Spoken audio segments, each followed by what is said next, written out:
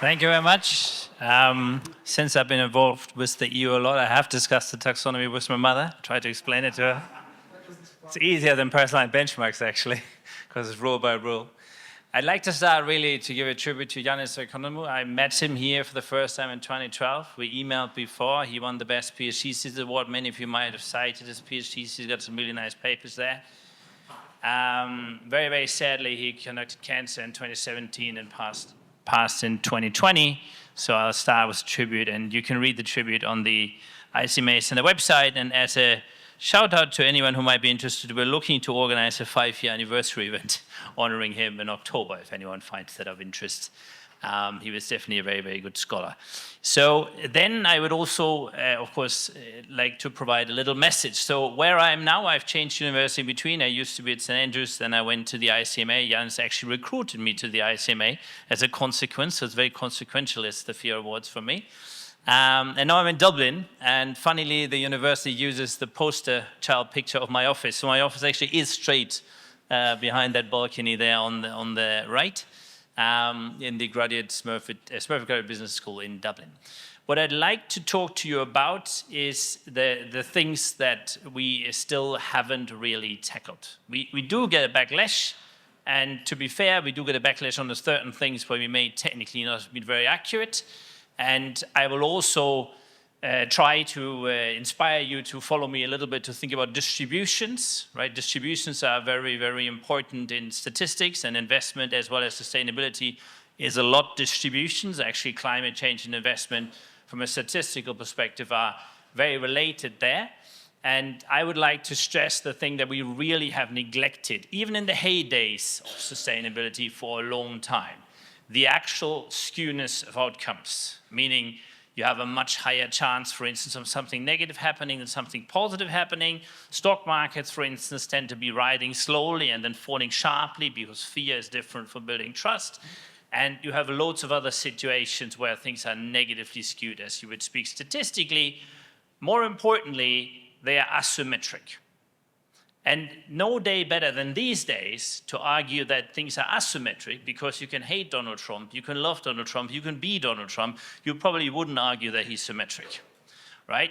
There is, in many ways, a lot of asymmetry in what's going on, a lot of randomness of what's going on, and we haven't actually encountered that at all in reasonable ways, both on the financial side of investing as well as on the sustainability side of investing. So if we can move to the next slide. On the upper left is an update from IPCC colleagues who now challenge some of the weaknesses of academia. Often we're a bit slow, often our papers come out very, very late. So they update every year. Instead of waiting 7 years for the IPCC reports, you can see the actual scientists who update the science every year. That's a lot less political because they don't have to wait for Saudi Arabia's views. They can actually just put the science out. I'm also pretty honest here. And the actual science will show you it's very asymmetric when you look at the heat inventory, right? Different parts of it are much stronger rising or lesser rising. So for instance, the atmospheric heat, there's not that much. The ice heat, luckily, a little bit. But there is enormous heat in the subsurface ocean temperatures, and that itself has significant changes. And that is not at all ever going to be symmetric, right? And now, of course, when we think about asymmetry, we probably associate the negative side, so the possibility that my niece or my son get less pocket money is the risk. The possibility of getting more toys is the opportunity. For some bizarre reason, the financial market has ignored that.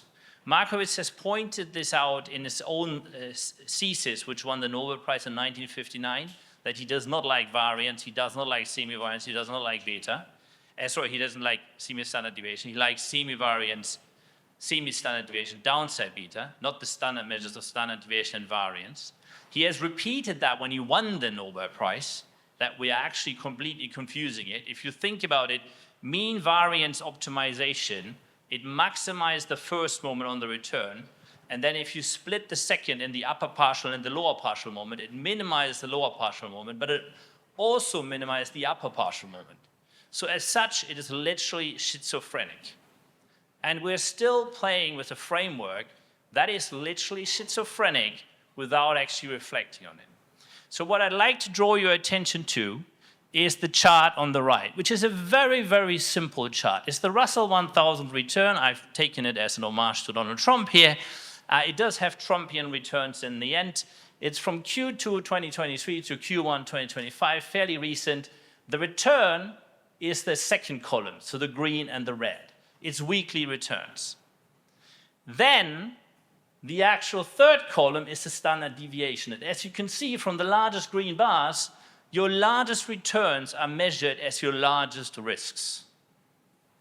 So basically, you actually gain money and you treat it as a huge problem. That in itself applies not only to the standard deviation and beta and variance, it also applies to the tracking error. Literally anyone running indexes on tracking errors prevents themselves from additional outperformance and tracking error. Thanks you for that. We have proposed for a long time, and again in the EU reports on the ITBs, the investing for transition benchmarks, the trading error. Same thing as a tracking error, just that it doesn't actually count the upside against you. Now, standard risk itself then is on the right side, and you would think that standard risk has the better marketing name. It's standard risk rather than standard deviation. It is logically a lot more on the point because it doesn't actually take upside deviation and counts them against you, yet virtually any textbook and pretty much any software, sadly, uses standard deviation, variance, beta, tracking error, rather than semi-standard deviation, standard risk, downside beta, and trading error. And Markowitz himself will tell you why.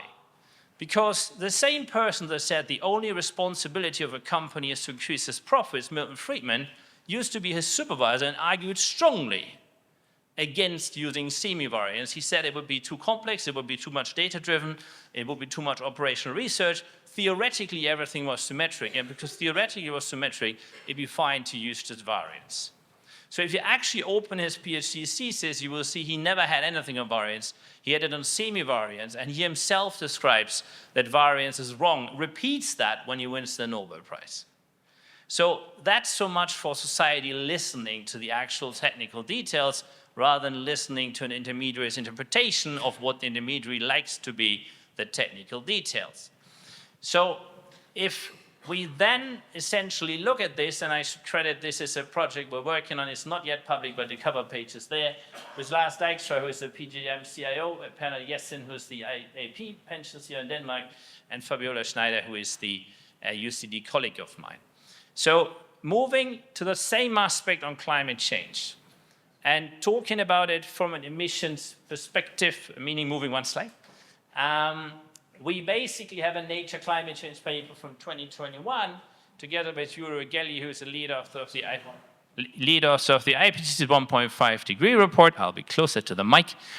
And what we're essentially saying is, in theory, and let me say one thing, and you will find it anywhere on my bio, theories are promoted, evidence is discovered. Theories is academic marketing is a bit dangerous, to be honest. More look at the evidence and the actual data. So in theory, the relationship between production and greenhouse gas emission is the blue dots. But in practice, it doesn't happen. Anybody who knows the data knows a lot of companies don't report, and quite a few companies that don't report ones are red in our chart. Quite a few companies are yellow ones that report partial. They forget to measure something, they don't count everything. And so in essence, we have a structure where if we use the existing data, we will actually underestimate with about any estimation model the greenhouse gas emissions. That is absolutely devastating for the incentives of anyone who hasn't yet reported the greenhouse gas emissions. Because if I hire some people to collect all the greenhouse gas emissions, then I actually report my emissions I'm about to publish, and someone says, well, but the main vendors estimate lower numbers, then my board needs to be very brave to actually publish rather than say, well, let the vendors estimate lower numbers, right? So in essence, we need to make sure, and we have it all over EU regulation, we have it in the Paris line benchmarks, we have it in the taxonomy, we have it to an extent in SFDR, we need to make sure that we estimate with the precautionary principle. So if in doubt, we err on the side of caution, err on the side of the planet, rather than on the side of commerce. That means that we have incentives for the companies to report. That means we don't have cases where our carbon footprint explodes just because the company suddenly reports a higher number. That means that we have data for about everybody out there. And that data, we have to see it for every company, not only listed companies. One of the companies with the largest Scope 1 emissions worldwide will be SpaceX. No one talks about it, but the emissions are gigantic when you actually estimate them. Just because it's private, no one actually bothers.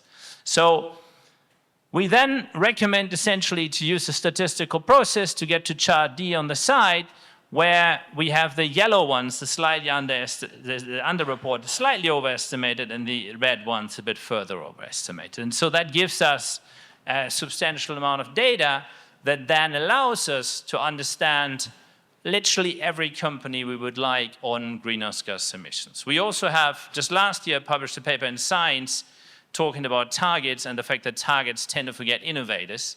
So it's a bit risky to just focus on targets and emissions. It's a lot better to focus on the actual evidence, whereby the evidence will be CO2 emissions across all scopes and categories, and at the same time, also capital expenditures. Let me briefly make a pep talk for capital expenditures.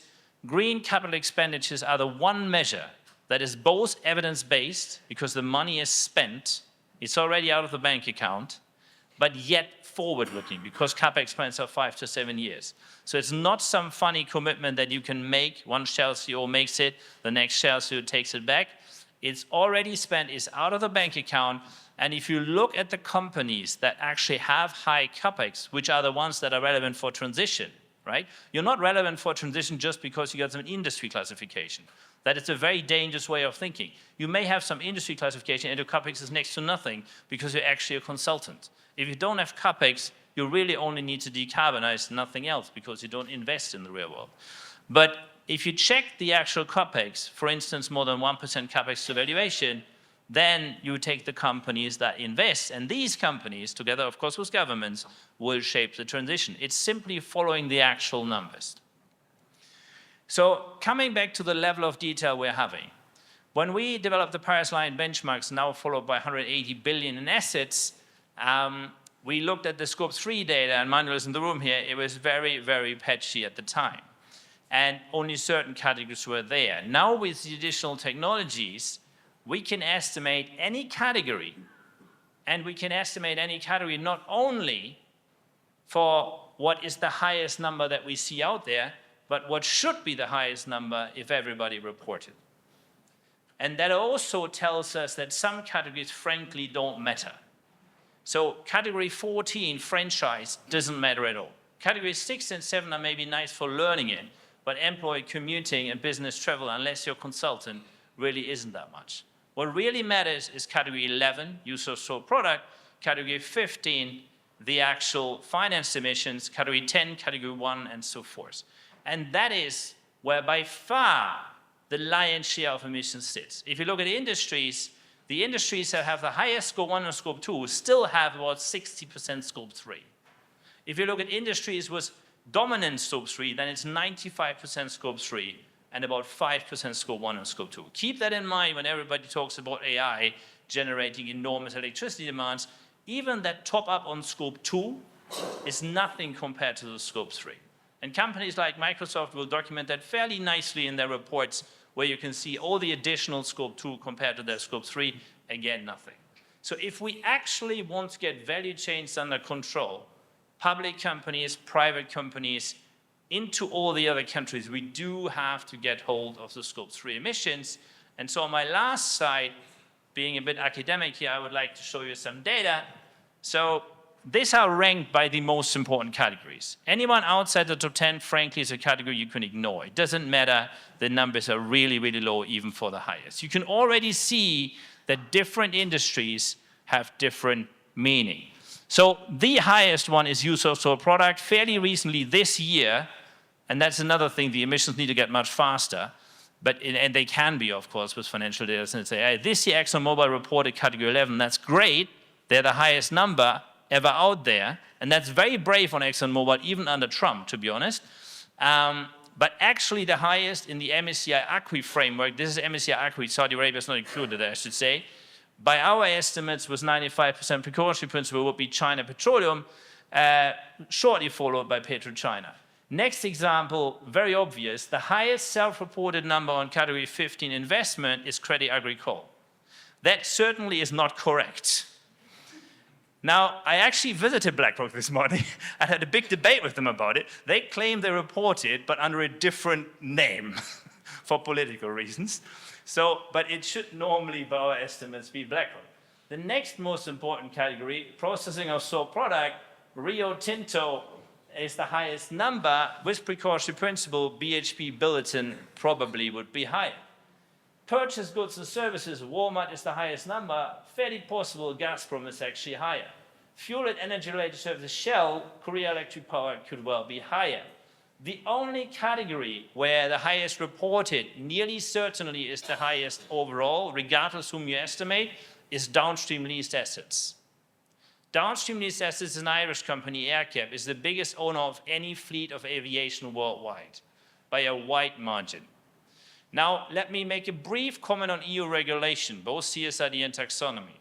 If the employee threshold to qualify you for mandatory reporting stays on 1,000, and if you do not allow an opt-in below that, AerCap will never have to report anything, because for a leasing business, it's very hard to find the need for 1,000 employees. They have 750.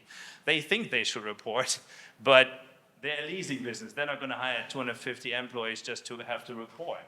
So upstream transportation, Deutsche Post comes out highest as actually reported. China Petroleum slightly higher. Downstream would be higher if they reported. Downstream Robinson. But when you actually think of downstream transportation, if Walmart was honest about their scope 3, they could easily be the highest on that, right? Bringing it to the customers. So what I'm essentially proposing here, and to an extent requesting, if I kindly might say that, is let's be honest about asymmetries. Let's not assume symmetry. That in fact is non-political. Even Trumpians or MAGA people will not assume symmetry. Let's measure it accurately, and then let's bring it into both the actual measurement of risk as well as the estimations of emissions. And most of my last comment, I will challenge Rob. Because Rob did say that it's too good to be true if we say that we always outperform, we then have lower risks, and we have better return risk ratios and so forth. Now, financial markets are reasonably efficient with return to upside on alpha. There is no one in the world who has yet shown that they should be efficient with respect to risk. If you're a large pension fund in Norway, for instance, and you share the information that a company is less risky with another large pension fund in the UK or my sovereign wealth fund in Ireland, and they will co-invest, then we'll have more institutional investors together, which probably actually increases the safety rather than reduces the riskiness. So if you actually measure return per unit of risk, as the prudent man rule and the fiduciary duty legally actually requires you to do that, rather than just measure alpha, in return per unit of risk, it is possible that a well-executed investment can actually dominate anyone else, because many investments, including the benchmarks, carry far too much risk, right? Let me give you a final analogy. If you're thinking that benchmarks are highly efficient, a benchmark, if it was a sports team, would be equivalent to a player getting injured in the middle of the game and the coach saying, wait, you cannot be substituted until the break. And even then, I will only substitute you if the audience says it by audience vote, right? That's essentially what a benchmark does. It doesn't actually move too high risk companies, even if it's obvious, via an 8K filing of the company itself to the SEC that it carries way more risk than it should, given its current weight. I hope I could get some ideas into your heads, and I thank you very much, and I thank FIR very, very much for having me here. Thank you very much.